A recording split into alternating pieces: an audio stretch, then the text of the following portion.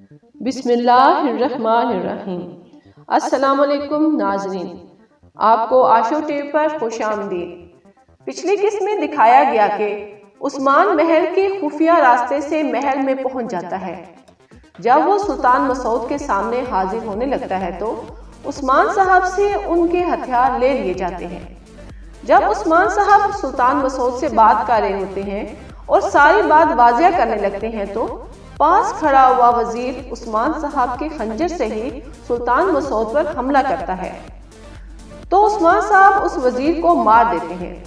جب عثمان صاحب سلطان کے پیوست ہوئے خنجر کو ہاتھ لگاتے ہیں تو عین اس وقت منگول سپاہی اندر داخل ہو جاتے ہیں۔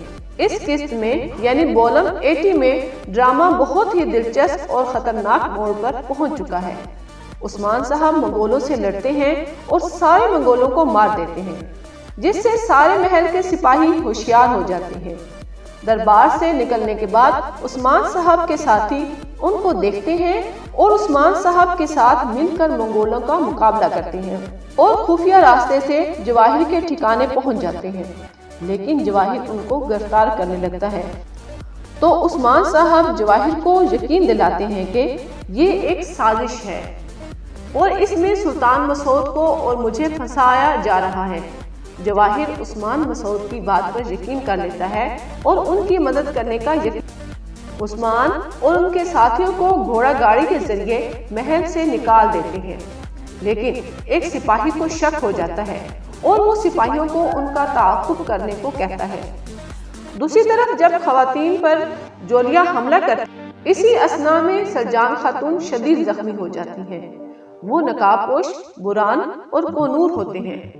کونور کو اس حملے کی خبر ہوتی ہے اور وہ بران کو بتا دیتا ہے۔ پھر قبیلے کا منظر آتا ہے جہاں وزیر عالم شاہ سرداروں کو بلا کر جرگہ منعقد کرتا ہے۔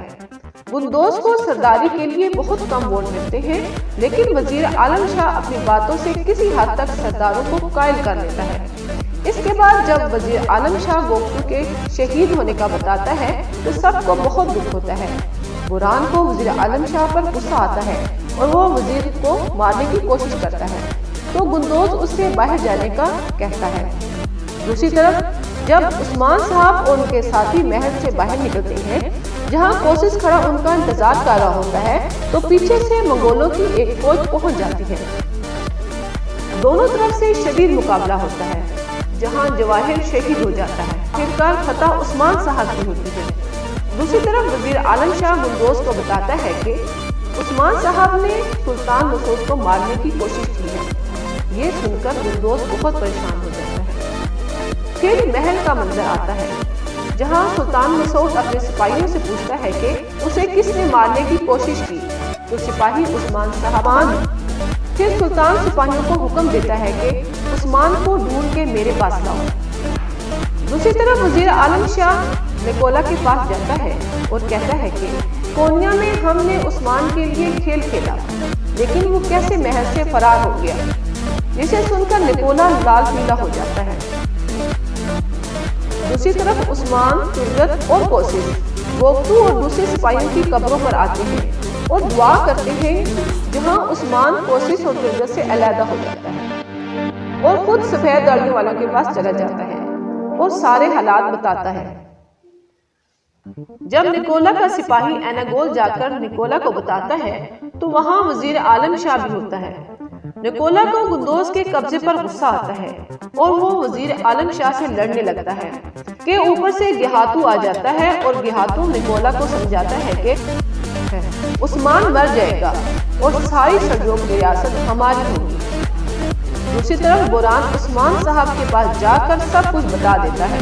عثمان اور ان کے ساتھی سمود خفیہ سرنگوں سے جاتے ہیں، لیکن وزیر عالم شاہ کے سپاہی کو شک ہو جاتا ہے۔ وزیر عالم شاہ کو بتا دیتا ہے۔ پھر وزیر اپنے سپاہیوں کے ساتھ درگاہ پہنچ جاتا ہے۔ عثمان کسی طرح سرجان خاتون کے پاس پہنچ جاتا ہے۔